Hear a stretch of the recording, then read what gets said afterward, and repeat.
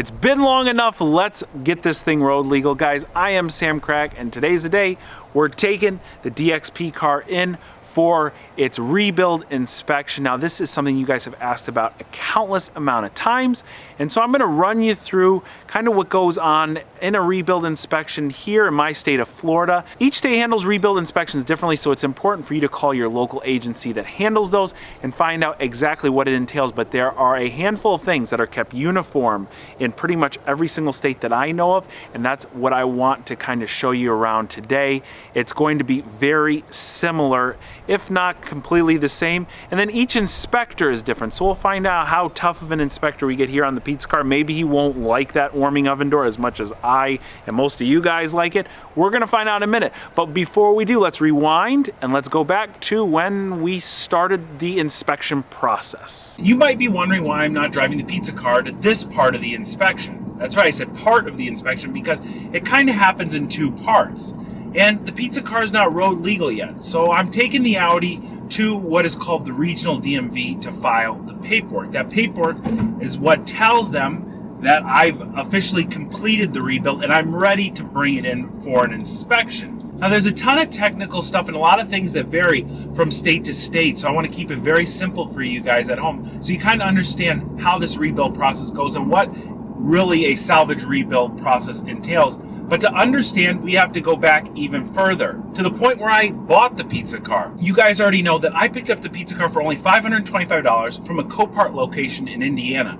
Now, Copart is my favorite place to buy project cars, and I really recommend you check them out. I put the link to them in the description box below. The pizza car is one out of about 150 that exist. So Copart isn't full of just like a bunch of Toyota Camrys and Honda Civics.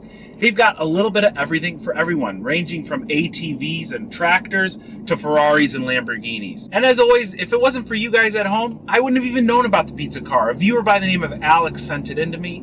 And so I encourage you guys, if you see anything interesting or unique, maybe it's something you're interested in and have a question about, definitely be sure to email it to me. I love to look at all the Copart listings that interest you guys. And from the moment the car was delivered to my house from the Copart location in Indiana, a paper trail has began. I bought the car. I've got a receipt from the broker I bought it through. I've got a bill of lading from the delivery company basically saying they delivered it in that condition and charged me a certain amount of money. And there's also a Copart receipt that the broker gets, but as long as you just have some sort of bill of sale showing that you purchased the car and the purchase price, you're good to go there. In pretty much every single case, in every single location, the main thing that salvage inspectors want to see is that a car was broken and now it's fixed. It could have been a flood car, so there's no physical damage. It could be like the pizza car, it was a front end collision, and now I've put a new front end completely on it, from the fenders, the bumper, the hood, and it's made one again and the car runs and drives perfectly normal. In order to prove that, you need receipts. In my case, I did something I really do recommend to a lot of you guys. I bought two cars, the pizza car and a donor car. So to prove that I used the parts from the donor car, I actually had to bring in the donor car's paperwork, which was not a title, it was a certificate of destruction, and I let them know the pieces that I pulled off of it.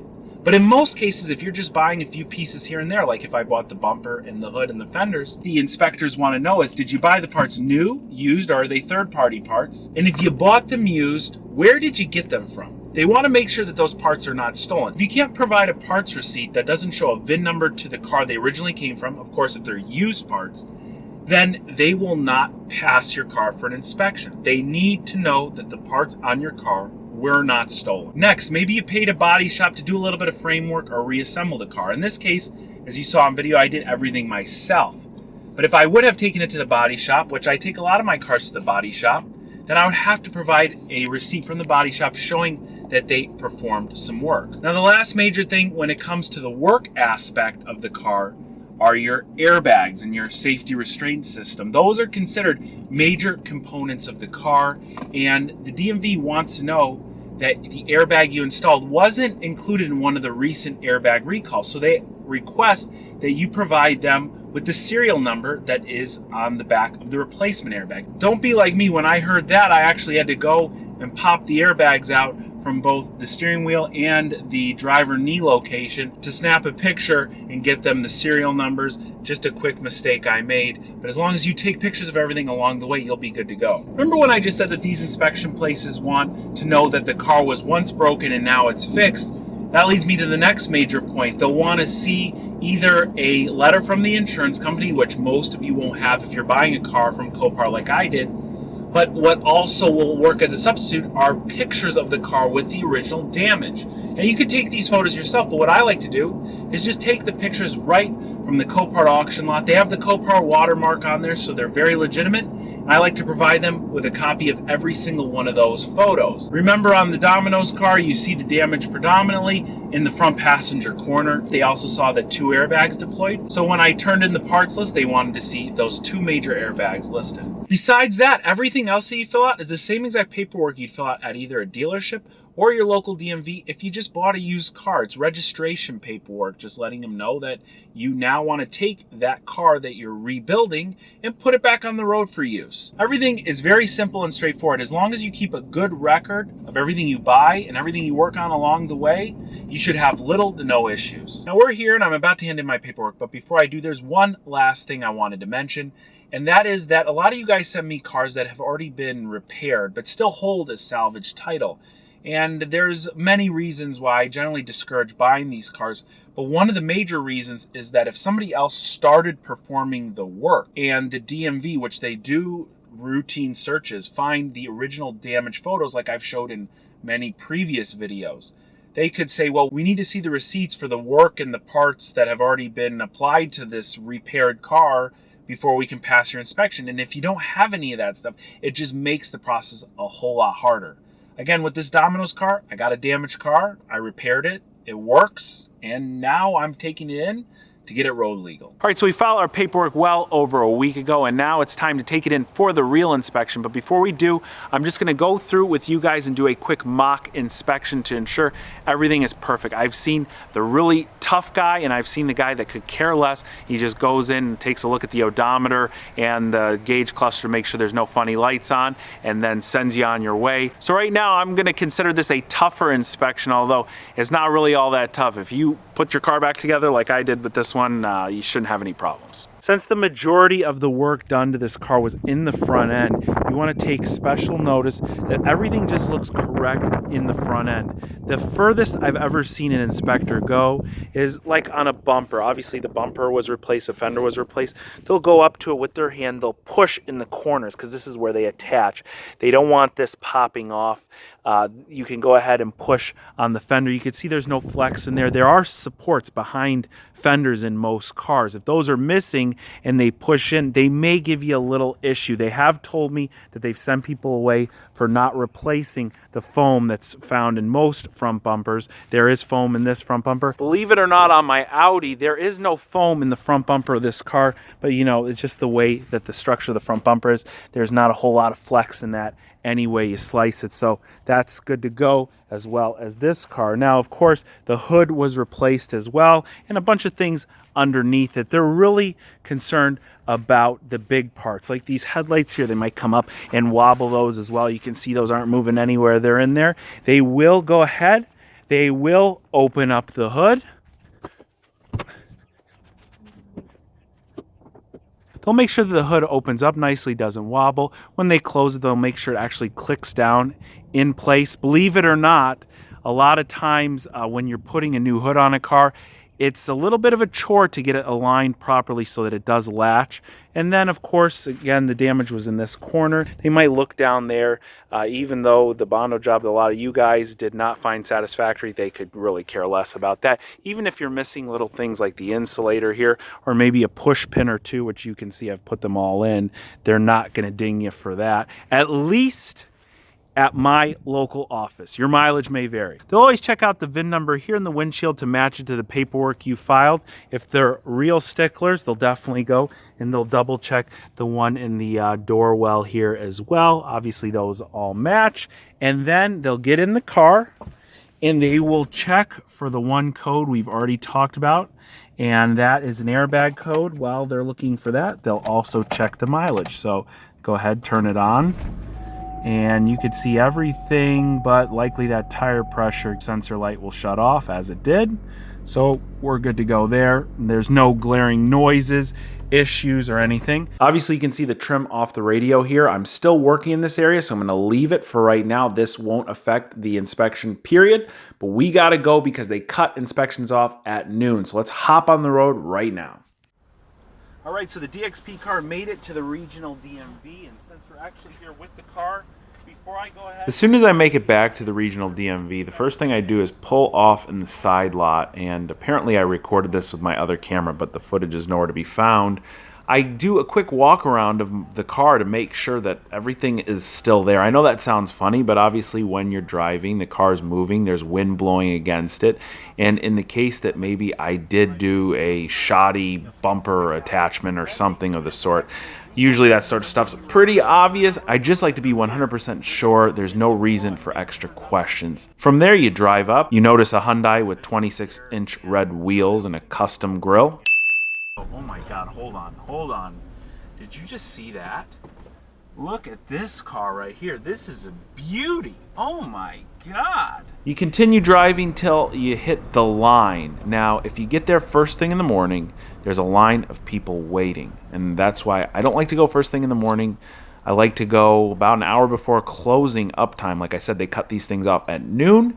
And usually everybody's gone by then as far as just driving into the bay and doing inspections. As I was driving up, there was a little bit of chatter about stereotypical pizza delivery drivers and how they tend to wreck cars. And then I got out and showed it to him, and the first thing the inspector wanted to see... Going back to Domino's? No, it's staying with me. Ooh, you have the heater and everything, huh? Yeah, it's kind of a neat one, huh? How's it open? There's a button right here. I'll show you. Yeah, that's right. The warming oven door. Showed that to him. From there, it was clear he noticed how good a condition the car had been put back together. Because they didn't make very many, and there's been a couple of them that were damaged.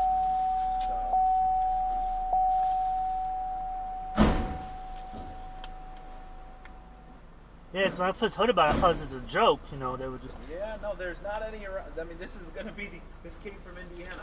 So this is the only one, you know. Oh, wow, it looks like... He definitely got in, turned the car on, made sure it started, checked the warning lights, and of course they checked the odometer.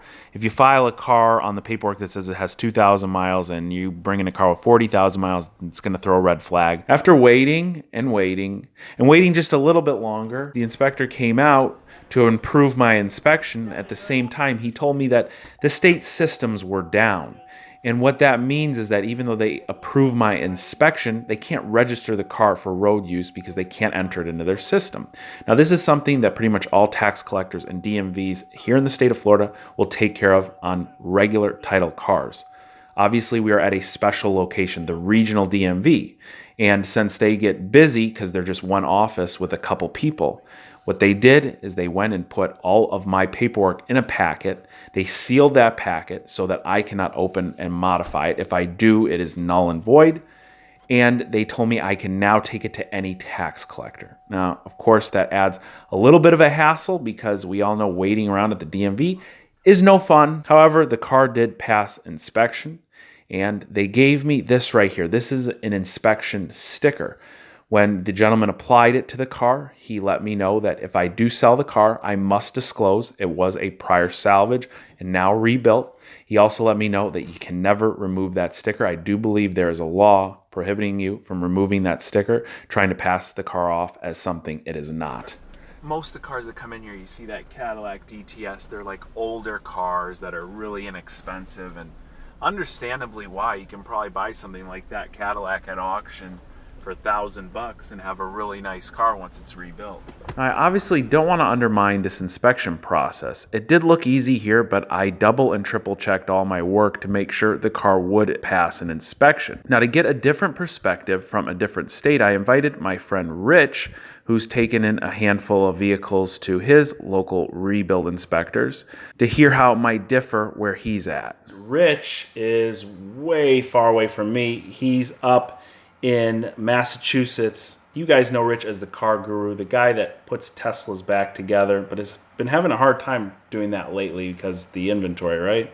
That's right. So The one thing I want to start off with, Rich, is you've got a video where you actually failed an inspection. One of the stark differences in that video versus mine is that I remember Rich trailering the car in, whereas they gave me a temporary license plate. Rich, you're telling me there's no way they'll let you drive your car in for an inspection? Absolutely not. In the state of Massachusetts, there's no temp tags whatsoever.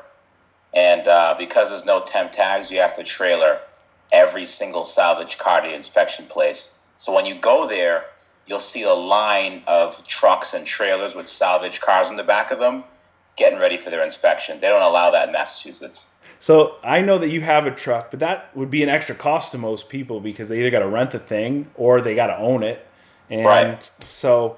wow, what a pain. Yeah, so in Florida, we do get a temp tag. We're basically signing a form that says we know the car is road legal. They could still fail us, of course, but that temp tag expires on the day of the inspection, and they'll actually take it from you. So one major difference, we've talked before, and it's clear that in Massachusetts, they are more strict. I want to go over two things that I can pass an inspection with, even though they'll be wrong on the car. The first is on this Domino's car, I had the interior trim off around the radio because I'm working behind there. That's number one. The second one is if I would have done this, which I didn't, if I would have just replaced the body panels from the donor car and left them that silver color and not had them repainted the right color, they don't care if they were all different colors, it would have been fine. Will they ding you during your inspection for either of those things?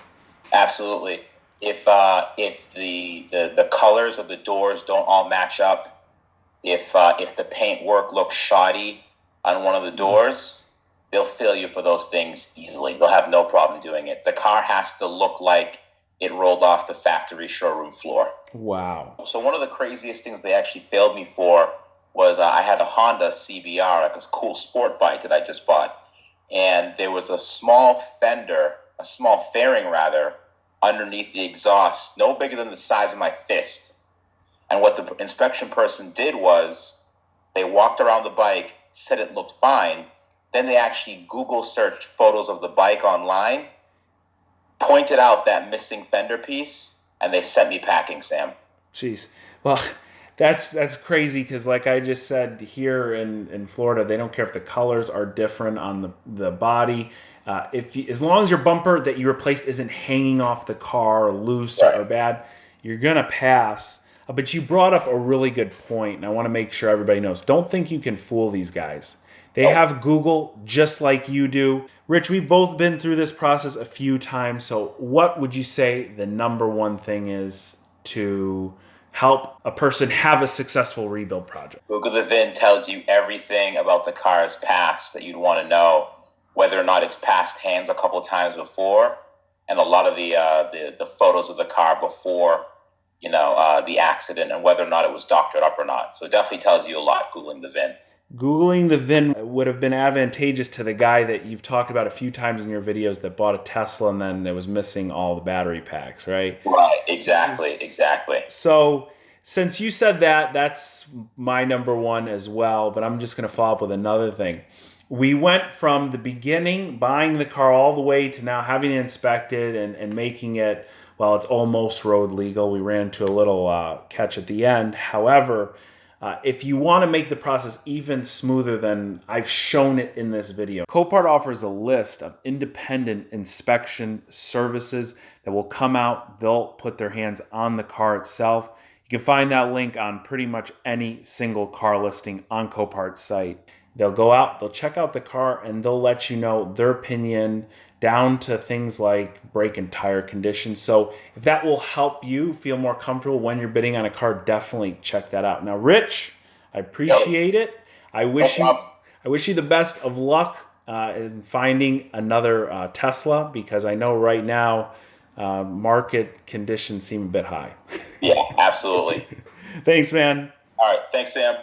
Who'd have thought a local government agency could screw anything up, right? But you know, we're almost there. I hate telling you guys that we're almost there. As of this second, the car isn't road legal, but at least we passed an inspection. The most important part, you don't want to have to go back for more inspections, because if you do, they charge you a new inspection fee, which I think is an additional $40. It cost me $40 for the inspection fee the first time on this car, and also it's just more weeks of waiting, especially since they only do it one time a week for regular individuals like myself. Besides going to my local DMV, I don't have to go back to the regional office anymore. With some paperwork and some money, this car just needs a little bit of wrap on the front end. I'm probably gonna have some of the dingier wrap redone as well, and it will be 100% completely finished. I can't wait to say those words, but we're not quite there yet. Now, maybe there's something that we did along the way that you have a question about. Maybe is something different in your state when it comes to a salvage rebuild inspection. Definitely drop a comment in the comment section below. Let me know where you're located and how the process differs. If you have any other questions for me at all and you want to send them to me privately, my email is in the description box below. I want to thank Copart for being a part of today's video. You don't even have to register to check out their huge inventory. Just click that link in the description box below. Guys, thanks so much for watching, and I will catch you very soon.